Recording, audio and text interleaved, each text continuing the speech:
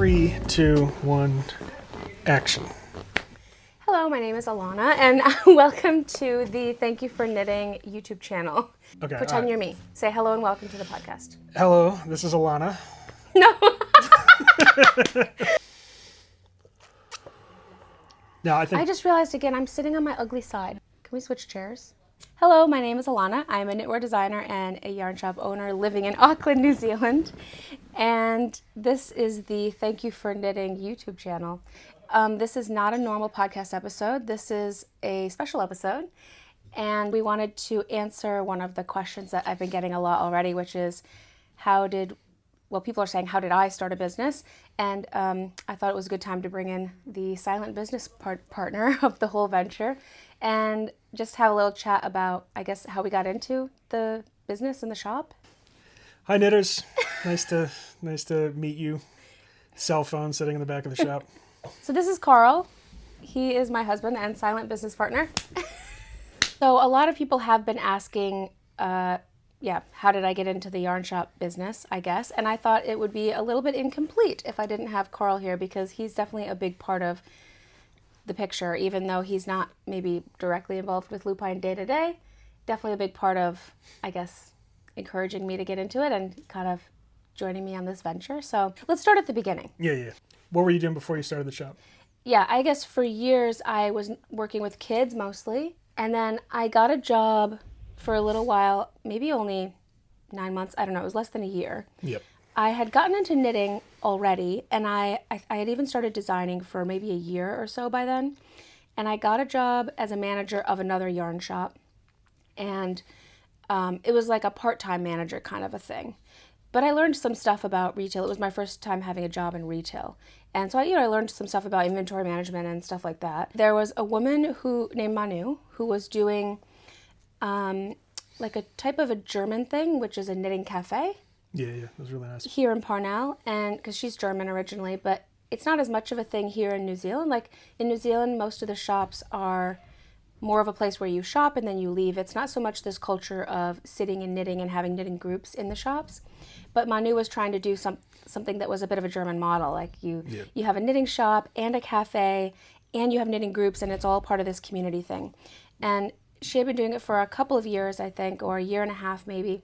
Stitch and Bitch was the name of the cafe, yeah. which everybody remembers. Yeah. Because it was a little bit of a controversial name for certain Kiwis. It's it's like a World War II term. Yeah. Stitch and Bitch. And that was where a lot of these like signs came from, was her cafe. That's right. But you were selling your designs in her shop. Yes. So that's how she knew about you. So you'd already been doing the designing. Yeah. You'd had the Ombeline cowl and the Ombeline hat, and some of those things had already taken off, and so you were selling your printed patterns in her shop. Yeah. And that's how she knew you. And then it was also a knitting cafe, so you were kind of always there as a customer / knitter. Yeah. It was then she, I think, had a bunch of like misadventures, and then she was struggling a little bit, and then was looking to just focus on the cafe piece. And that's when she reached out to you and said, hey, do you want to take over the basically knitting portion of the cafe? Yeah. I'll sublease that to you. And you said, I don't want to do it. I can't do it. Yeah. I said, that sounds crazy or something. Yeah. Like she emailed me and I said, well, that seems crazy. I can't run a business. I mean, I didn't know anything about running business. Yeah. And you were very encouraged. You said, let's do it. Why well, not? I mean, I don't know, because basically we were in New Zealand at that point for 4 years? we were 4 years in the country. I was well into my kind of sales and marketing gig, and at that point I was kind of like a de facto sales manager, brand manager, and I really enjoyed the business side of things. And it was sort of like, I reckon you could do it. And so we kind of had a couple of long walks and discussions, and then I think you were already having tons of ideas from working at the yarn shop out in Glen Eden. I was having a lot of ideas of, if I had a shop, I would do things this way or that way, or, just like the creative juices were flowing, I guess. Yeah. That was April 2019. And Yeah. so we kind of jumped into it without any prior experience. So Manu's place, I'll try to insert photos of the old, they were calling the cafe after that the old bakehouse, because it used to be a bakery. Yep. It's an old building in Parnell. It was down an alleyway. And essentially, It was so cool. It was so cool. And they had this whole courtyard, and man, in their heyday, they would do these beautiful like German festivals and with dancing, and I would go and eat German food alone in the corner while you would go and just paw through all the yarn and stuff. Yeah. It was the perfect business model because they had like the cafe for non-knitters. Yeah. And the knitting side for the knitters. When we started, we were subleasing one room inside of the old bakehouse. Yeah. And Manu made it so easy for us. So, a lot of gratitude to Manu for that, because I don't think we would have spontaneously done any of this without her giving the opportunity. And she made it easy where we had, an amount of money that we spent to rent that space from her. And she dealt with water and internet and whatever, and we were just kind of part of that. Yeah. So she just made it really, really easy to get going on that. I mean, in general, like obviously we're not from here, but when we moved here, one of the things about New Zealand is it's one of the easiest countries in the world to get started in business. There's, if I remember correctly, I think it's like 17% of the country is self-employed. So it's like this huge number of the working population. Yeah. And so for Kiwis, I think that whole they call it entrepreneurial, but maybe it's just people working for themselves. Like that percentage of the population is disproportionately high. I think the US is like 9%, give or take. So getting started here, because it's a very low corrupt, high trust sort of society from the governmental standpoint, getting into business in New Zealand is usually quite easy. When we decided to do this, we said yes to Manu. And then quite literally, we Googled how to start a business and then figured it all out as we went. Yeah. Yeah, the barrier to entry was essentially you do have to have some funds, which we were fortunate to have some funds because we had to put some money into the initial purchase of stock. But in terms of business experience, practically nothing really. No, I mean, I guess I'd been working in sales and marketing, so I was getting a bit more comfortable and confident. And I think maybe there was that kind of balance because you were coming from education to like a brief hiatus in like managing a yarn shop, and then you jump straight into business for yourself. Yeah. So you were like early childhood education for 10 years, then less than a year of managing a tiny little yarn shop, and then opening a little yarn shop.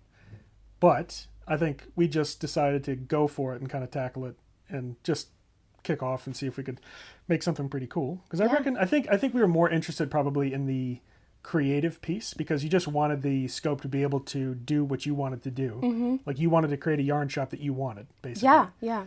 I was my target customer, I would say. I think the cafe too was a really nice support network around you in the beginning because Manu took care of a lot of the, like you just had to cut one check to her each month, and it gave you this kind of room to be able to figure out, okay, how do I do FPOS, how do I build a website, how do I, we got to make all those mistakes while there was still business happening around. Yeah. I mean, it was tucked down an alley in the back of a shop, so people had to go on like a grand adventure a wild goose chase. Yeah, to Loopine. But it meant when you did your knit nights and your like Thursday knit groups and everything, you had the cafe there. Yeah. And so everybody could order from the shop. And so I think the relationship between the yarn shop and the cafe was very like symbiotic. Yeah, I think there were pros and cons. Like exactly what you're saying. We benefited so much from starting out in the cafe and having those two businesses that kind of worked together. We were down a really long alleyway. It was hard for people to find us, especially, I mean, we would put signs out, but you had to walk through a cafe to get to a little yarn shop. It was confusing for people. And if we were closed and they were open, I mean, we didn't have a door we could lock or even really close. We could hang a little rope. Rope. Yeah. At one point we hung a little rope. But so logistically, it probably wouldn't have gone on like that forever. Yeah. But it was a really great way to get started. I think there's still old images of the shop. If you look up Lupine on Google Maps, you can see some of like the actual shop photos, and it was really cool. Yeah, it had all these brick walls, and it was this old bakery, and it was cool, and it had its charm. So I'll insert some photos. So recap. Yeah. 2019. Yeah, April. Or 2018, you start designing. Yeah. And you are working other jobs and just designing this like a little fun project. A couple of your designs start to catch a little bit of attention. So you start to kind of enter into the fiber community. You were working in designs before, like you did it all the way back in Montana. You did remember the crocheted coffee cozies? Oh, that's true. I used to help you like sew those things on. Mug buds. I actually forgot they were called that. Mug buds. So we would sit in like little, I mean, it was cool, but we used to sell them at like coffee shops and things. And I think we actually sold mug buds to Manu. I think we still had a couple of mug buds left over from Montana. I'll was insert like- a photo of yeah, some yeah. mug buds. The money was Non-existent. yeah. Yeah. I calculated that it took 30 minutes to make one mug bud, Yeah. and I could make 2 per hour, and I would sell them to the local cafe for $5 each, and then they would retail them for $10 each. Yeah. So I made $5 per mug bud. This is in like 2014. That was my big industry. Okay, so that was before Black Hat. So that's when you were Woods Girl Creations. Woods Girl Creations. Yeah. And then you were still kind of crafting incessantly. You kind of weren't monetizing it at that point. No, I didn't know You were how to doing- really. Yeah, you were working in the schools and everything like that. And then we came to New Zealand. So you started doing some patterns, and we bought that crummy old camera and went down to the beach and did all the shots, and we were like Googling how to take photos and I don't know, figuring it out. I mean, I think because of us moving here, I was stuck in my job. Like I couldn't change jobs, and it took us 5.5 years to get residency. So I was in that job for a long time, kind of like restless horse in the gate kind of thing. Like I'd gone as high up in the company in the APAC, Asia Pacific region, as I was going to go. Yeah. Because the head office was in Holland, and so it was like I was ready to start something else, and so there was all this creative surplus. So I think I was living vicariously through you a little bit. Yeah. Well, I felt so- bad because both of our visas were attached to your Yeah, job. you got like completely carte blanche. You could do whatever you wanted. I could do anything, but you were stuck. I Yeah. mean, it was a lovely job. It's not that you were No, those stuck guys in a bad were way. They were amazing. great.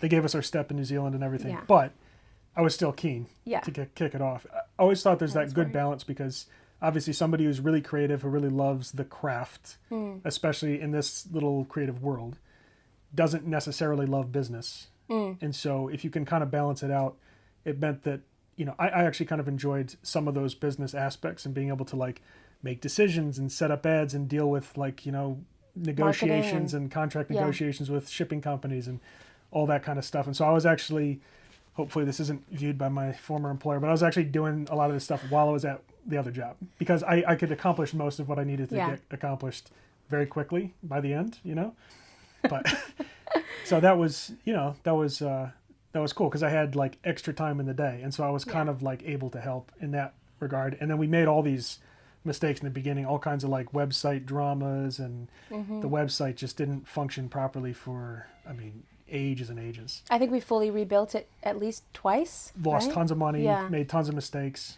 Yep. And this is all in the first year. We started going to like festivals. I would like help you get there, and then I would like not go in there because my experience of walking into like knitting environments is always a wolf in the hen coop kind of thing. Yeah. It was like the first year was all this chaotic movement, 2019. Yeah. We're like learning all that stuff. And then 2020 hits. And then 2020, the whole country we became like the little hermit kingdom down here. So Yeah. like the big curtain went up, all the planes stopped arriving, and New Zealand just got isolated from the rest of the world for that whole time. We couldn't even ship packages for a while, and so we definitely went through some serious ups and downs in terms of like just the uncertainty. And I mean, like I said, for at least I think it was 7 or 8 weeks, we couldn't open our doors and we couldn't ship. So there was no capacity to receive any revenue. Nobody here had any notion that we were going to remain locked out for 2 years, basically. Yeah. That killed off a huge percentage of these businesses, which was causing the country a lot of concern because, again, we have a really high self-employment rate. So, Yeah. When we were in Parnell here, you could walk up and down the street and there would be like, I don't know what the percentage was, but it could have been up to a third of the shops closed at that point. Yeah. And that was when the next big phase of Loopine took place. Yeah, we started in Parnell because obviously Manu gave us this opportunity and we just sort of jumped into it. But then when the cafe sadly had to close, that's when we were reevaluating what to do. So we knew we had to move location. We didn't know where to go. We could have gone anywhere in the city, and we looked at all the other suburbs and we kind of looked at different spaces. And I think that's when we decided to stay in Parnell. And we really got the context to appreciate Parnell. I mean, we already liked Parnell, but looking at all the other suburbs and then deciding, actually, Parnell is where we want to be. Yeah, Parnell is a really interesting suburb. It's the first suburb in Auckland that had any kind of shopping on the weekends. And that was like a big deal. And then it changed, it spread throughout the city ultimately. But the part of Parnell that we're in is the historic part. So this is like the cute little village part that was the sort of initial shopping center of the city.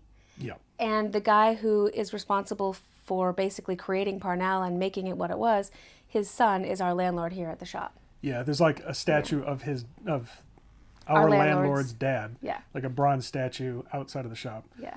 So they fought hard to kind of preserve its like little quaint vibe. Everybody was saying talk to Kevin because he was the landlord who didn't make anybody pay rent during the lockdowns.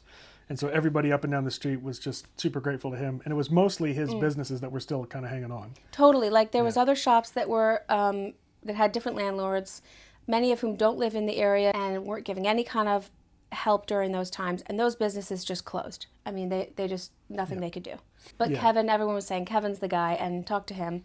And so we did talk to Kevin, and there was a smaller shop, like a couple doors up, that I thought was pretty cool. Mm-hmm. But it had no back room and no storage space. There would have been no room for knit night or anything.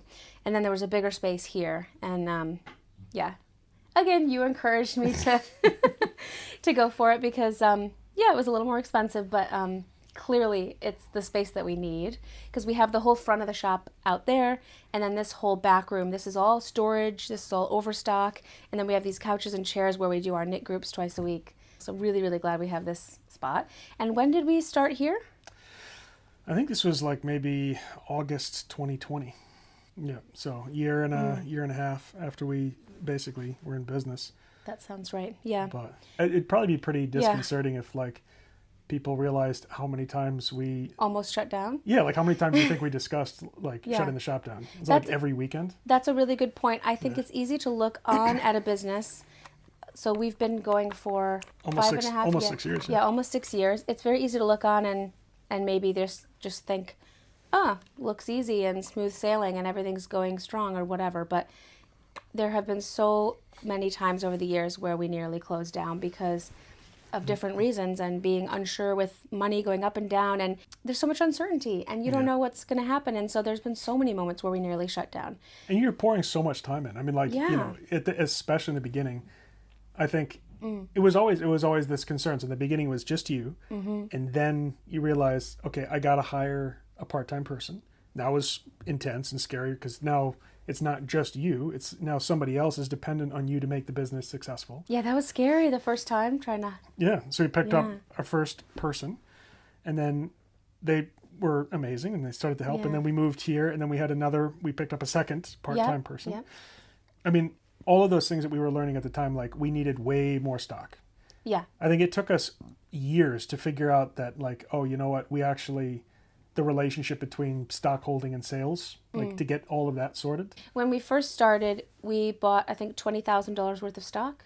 20,000 New Zealand dollars, which would be the equivalent of about maybe 13,000 US. Because that's what we had the capacity for, essentially. But relative to what we have now, it's a very small amount of stock. Yep. You know, you can only get sales relative to how much product you have available, right? Yeah, and it's not like it doesn't grow in proportion. Yeah. It's like this weird relationship between stock holding and sales, and basically the stock grew because you didn't take a salary for like the first 2 years. I mean, COVID really dragged it out too, because it was like, you know, basically any money that was made was put back into growing the stock, and then base level cost of business, where it was like the accounting fees, the e-com fees, the credit card fees. I mean, you had to sell hundreds of thousands of dollars just to exist.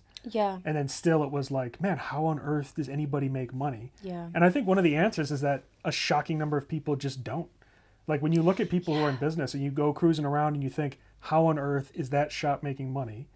The reality is in a lot of cases they aren't making money, and they're just kind of hanging on, hoping to catch a break at some point. It's so true. The number of businesses, I think if you've never run business before or you've never thought really on the business side, you think, well, if someone has customers, they must be successful and they must be making money. But one thing is revenue and a completely different thing is net profit. So there are so many businesses, and now that we have a business and have had it for so long, I walk around sometimes and I look at other businesses and I'm doing some mental calculations about what their expenses must be and what their margins must be. And you see some businesses, they come and go in a matter of, 3 years, 4 years, and then they close down, and they may have never been profitable. I think the other thing too is like, if it isn't profitable, it I don't know. It's a funny thing. Like I don't think people really think about what money is that much. Like when you try to treat it as a destination, it's like one of those things where people, I don't know, they intuitively kind of recoil at money, like the acquisition of money being the goal.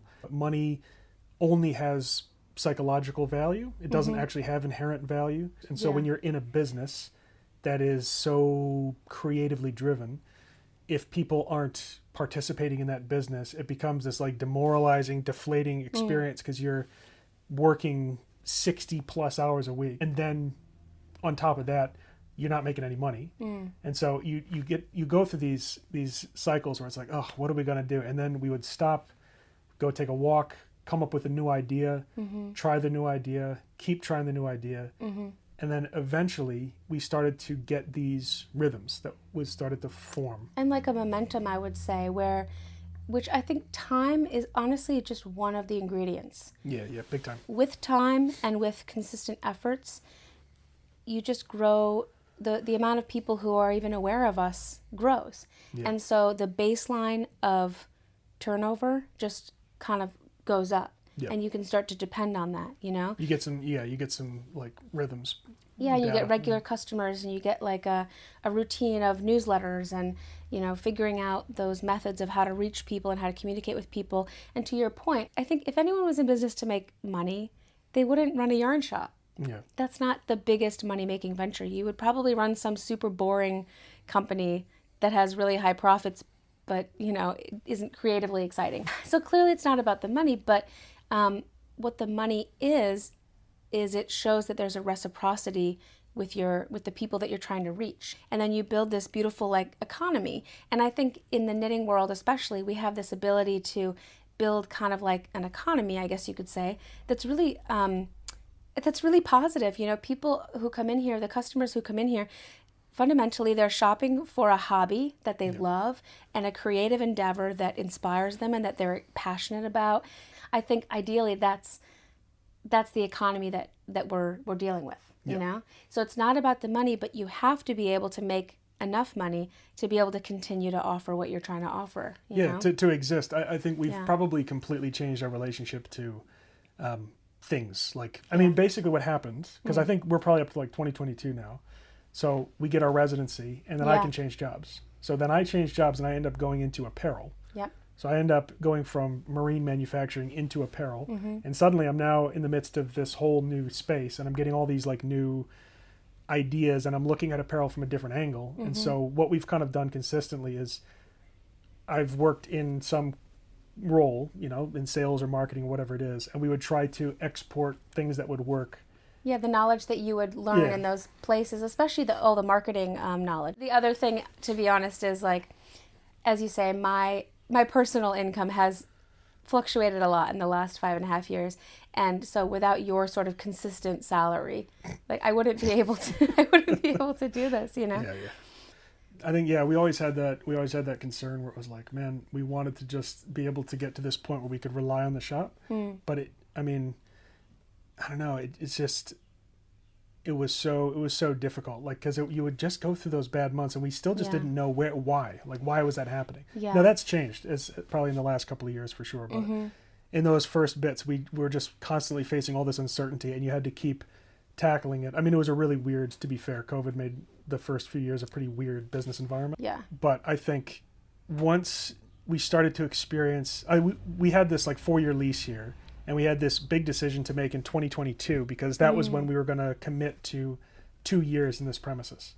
And even by 2022, it was still really volatile. We weren't totally sure. Yeah. And I really think that 2022 is probably this major turning point for the shop because we'd actually gone pretty far. Like, we'd actually gotten to the point of like, I think we need to move this thing online and just stop with the physical retail. We actually told our landlords we were going to have to not break, because we were at the end of the lease. Yeah, we're going to end our lease. Our lease. We told them we were going to end our lease. Was that 2022? That was 2022, Yeah. It was wild. Like, it was like a pretty big move. It felt like a little bit like a defeat because we've been in it for, 3 and a bit years at that point. But I think we were just tired and we're just like ready to do something else. You've always had this thing. Yeah. I think naively in the beginning, our original vision was that you would run this yarn shop to help promote your designs a bit more. Yeah. You remember that? Yeah. Yeah, and then of course, like immediately the yarn shop sucked up all the oxygen, and it was just like all of a sudden this beast. I know there's always Yeah. been this give and take where I love designing, and I started designing before having the shop, and I always have this feeling that I would like to design more because I don't have a high pattern output. I put out, I don't know, a handful of patterns every year because the shop has taken so much time and energy that I can only design really when I can. The other side of that is that I feel like I have learned so much more about how to be a good designer or what to even design from so much contact with knitters through the shop. I mean, the amount that I know about knitting now, it just skyrocketed having the shop because in the beginning people would ask me different questions, and in the beginning I didn't always know the answer, but it would put this pressure and I would go try to find the answer.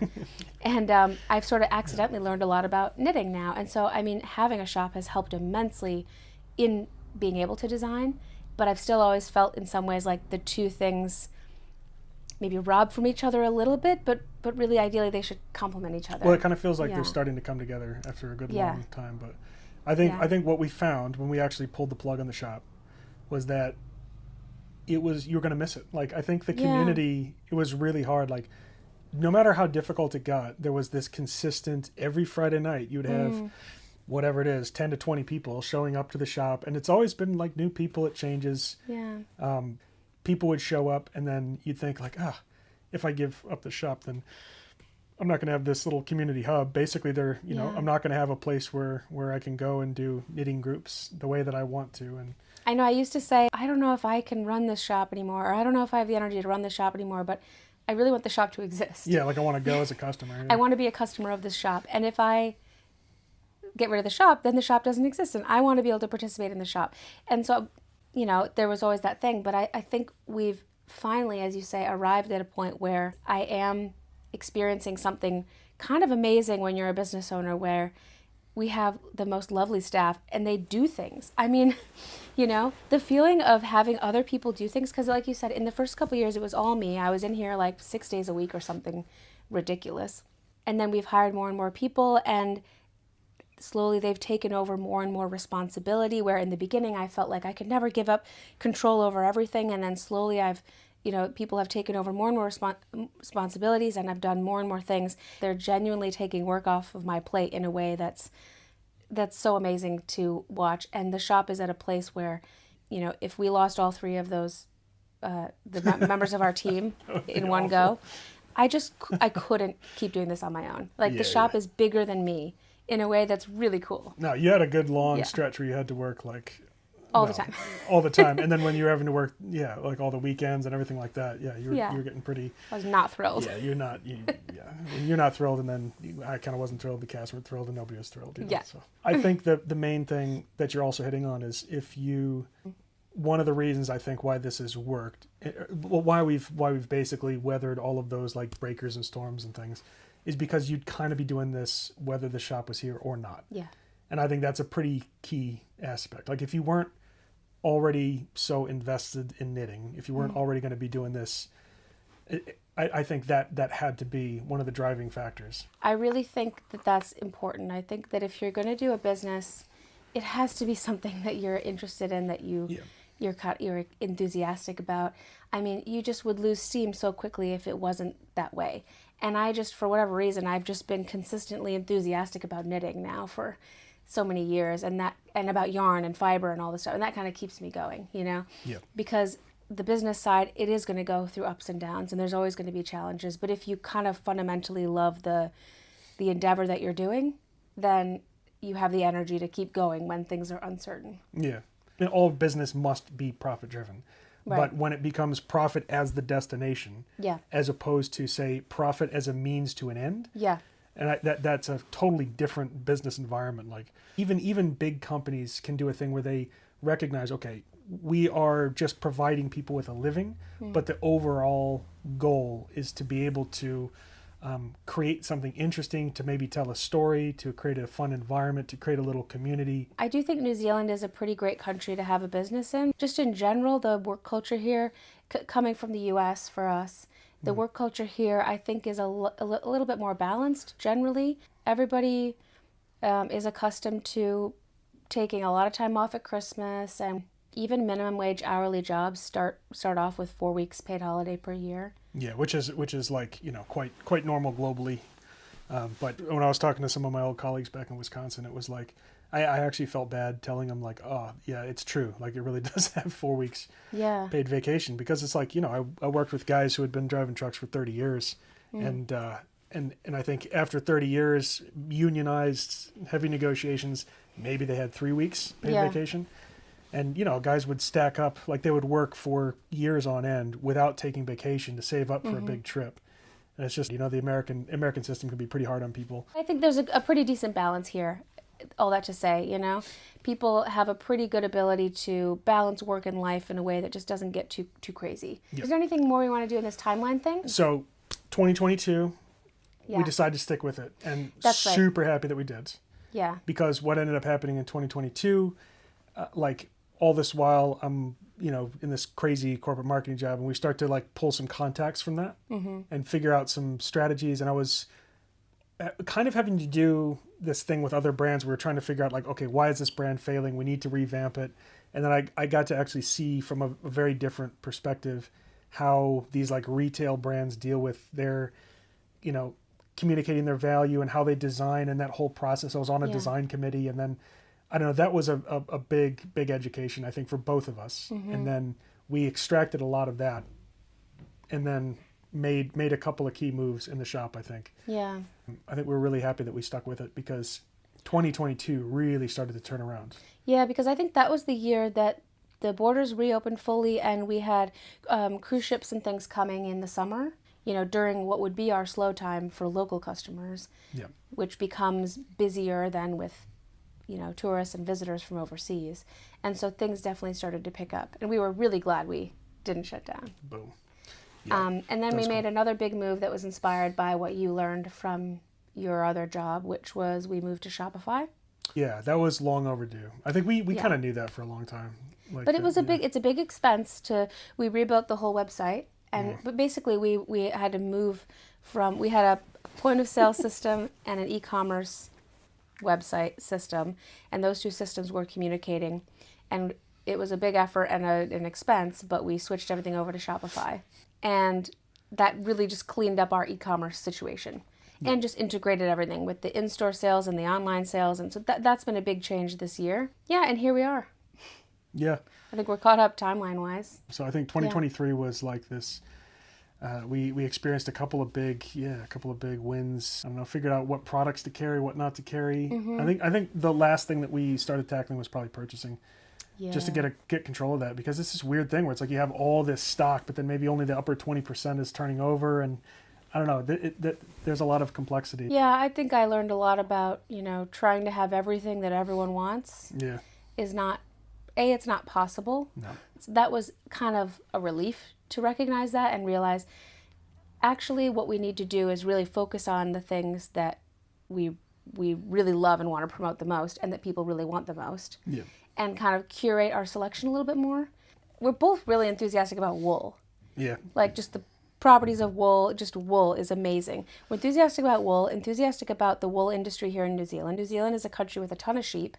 And it is a small enough country that we kind of know most of the people in the industry. Yeah. We really actually just love wool and believe in this product. And so we're always kind of trying to find new ways to enhance the industry here, if you will. Yeah. So is that about the story? You had said you had a question from me earlier. Okay.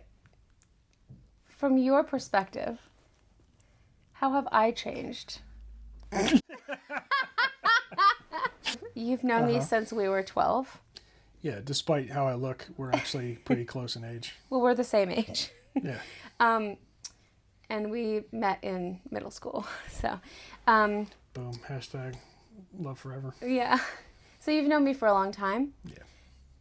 Like, as an outsider looking at, well, you're not an outsider. From your perspective. Yeah. Like, do you think I've changed at all since having the business? I mean, I think, like, probably prior to the business, I don't know if it would probably surprise a lot of people who would see you in the shop, but I mean, I've known you for ages, and you were really probably shy and a little bit uncertain, which also came across pretty intense. Like you were probably a little bit, I remember attempts to date you were pretty, intimidating, right? So there was like a bit of that, like, yeah, that shyness maybe presents in a way that, kind of builds up that little crab shell. I never would have thought I was intimidating. I Yeah. was just a little insecure. But I think that's the whole thing. It's like people who start businesses that's what other people do. It's like it just felt like this impossible thing. Totally. And that was probably, I think my restlessness. I know I'm sure I've put you in like a lot of those situations where I could tell that you had a lot of that talent. It was really obvious. I could tell that you really like knew what you were doing. I thought it was cool. I'm also like pretty honest as far as feedback. I mean, like you have asked me about, what do you think about this pattern? And it's a sweater pattern. I mean, you putting me in that situation is pretty hardcore because like I know you've spent 30 hours knitting it, and if it doesn't look good, it doesn't look good, You do not hesitate to tell me that you don't like it. No. But that means if you like it, I really trust you. It was like that when you remember the mixtape from high school, You got me a mixtape, and that was... I made him a mixtape in high school, and you didn't like it. No. So it was like the old classic thing. To. You burned me a CD. You're like, I made the CD, and it was like all this kind of like, pretty mushy music. And said, sorry, babe, it's just not my... You didn't like it. And I said, I'll never lie to you. Yep. Right? Yep. That was the whole thing. And I appreciate that. Yeah. I don't know. I think everybody should see, like when you see your partner at work, it probably changes things a little bit because you see them in a different element. Like I remember coming in and seeing you sort of like going through a knit night and realizing like, this was an opportunity for you probably to build up a tremendous amount of confidence. I think in terms of the changing, you started the shop at probably a pretty critical moment of life as well. Yeah. And then also it built up a very different view of the world where you started to sort of see Oz behind the mirror kind of thing. Like you started to look at the world a lot differently.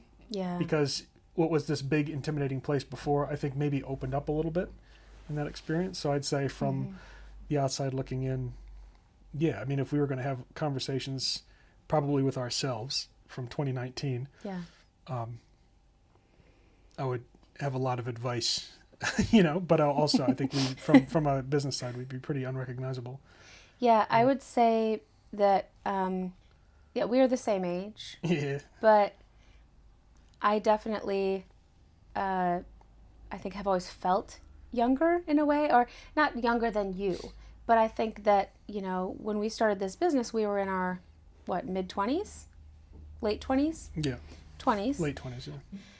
I just had this perspective that everybody out there knows what they're doing, and I don't know what I'm doing, and I'm trying to figure it out, but everyone else just kind of has life figured out, and I was just always kind of like intimidated a little bit by the world, or I just felt, as you say, like the idea of having a business just seemed crazy.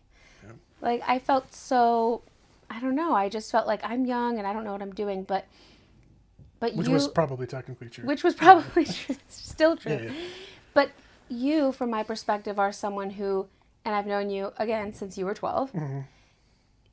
From where I'm sitting, you have like a confidence and a self-assuredness. Completely unjustifiable, yeah. And you've always just had this boldness, I would say like bravery, to go out there. Would you go as far as to say arrogance and sociopathy? I would not. I would say boldness and bravery to like apply for jobs that you're probably not qualified for. Oh, I've never a single job. I've never been qualified for it. Yeah. But you go for it anyway. And I think you have this creative vision where you can see what's possible. Sorry, I'm not trying to get sappy, but you can see what's possible where I feel like I can only see what's right in front of me.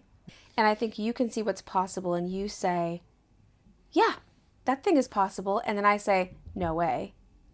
yeah, that's been the way, like from the beginning of the shop, where it's like, can we get into business? No way, I can't do it. I'm like, what are you talking about? Yeah. Like, you can obviously do it. Like at every step of the way, he says, we can afford more rent. No way. We can hire people and pay them, pay staff and all this. No way. I mean, at every step, I feel like you bring this, I guess, attitude that yes, we can go for it and we can do this thing and we'll rise up to the occasion and we'll make it work. Mm-hmm. And I always start from a point of kind of doubting it. And so I want to give you a lot of credit that your encouragement if I didn't have your encouragement, I don't think I would ever take any of those big steps. Oh, thank you. Look, so, yeah. I know what thank you. Yeah. I really appreciate that. I know we've talked about it a lot. I think it's probably the case with so many people. And I think we also had a bit of encouragement from a couple of other key people in the little New Zealand knitting world.